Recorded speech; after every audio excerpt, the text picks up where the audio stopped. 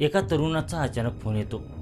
तो रडतोय, घाबरलेला दिसतोय आणि म्हणतोय, माझं अपहरण झालंय. कुटुंबियांना सांगितलं जातं, मुलाला सुखरूप परत हवं असेल तर 5 लाख रुपये द्या. कुटुंबीय हादरतात, पोलिसांकडे धाव घेतात आणि पोलीसही या कथित अपहरणाचा तपास सुरू करतात. पण काही तासांनी पोलिसांना जे सत्य समोर येतं ते आणखीनच धक्कादायक होतं. कारण ज्याचं अपहरण झालं होतं तो तरुण पोलिसांना चक्क पुण्यातच सापडतो आणि त्याच्याबरोबर कोणताही अपहरणकर्ता नसतो.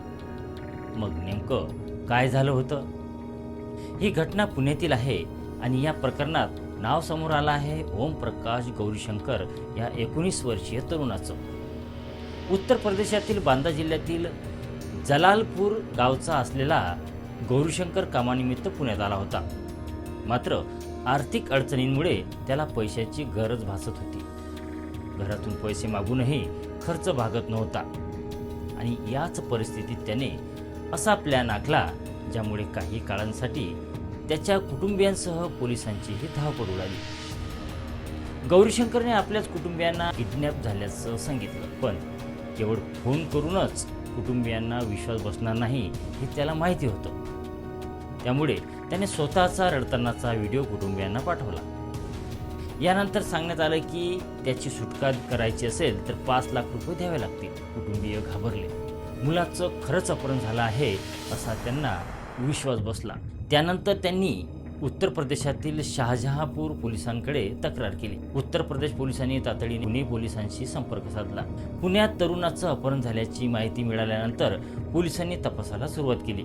मोबाईल क्रमांकाच्या आधारे बंड गार्डन पोलिसांनी तांत्रिक तपास सुरू केला आणि तपासातून एक महत्त्वाचा धागा पोलिसांच्या हाती लागला. गौरीशंकर पुण्यातील खडकी परिसरात असल्याचं समोर आलं.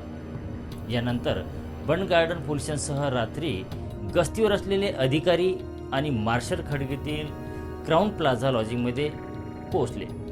पोलिसांना अपेक्षा होती कदाचित येथे अपहरणकर्ते असतील, कदाचित तरुणाला कुठेतरी डांबून ठेवलं असेल. पण पोलीस तिथे पोहोचले आणि दृश्यच वेगळं होतं. तिथे कोणताही अपहरणकर्ता नव्हता.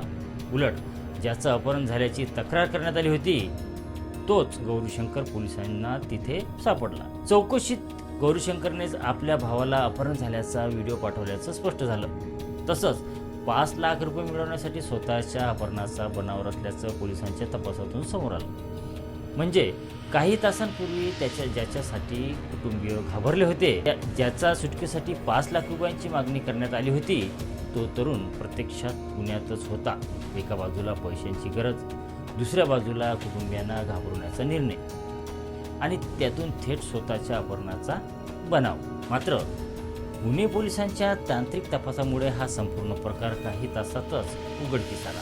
5 लाख रुपयांसाठी रचलेल्या या अजब कटाचा पुढे काय तपास होतो आणि पोलिसांच्या चौकशीत आणखी काय समोर येतं हे पाहणं महत्त्वाचं ठरणार आहे.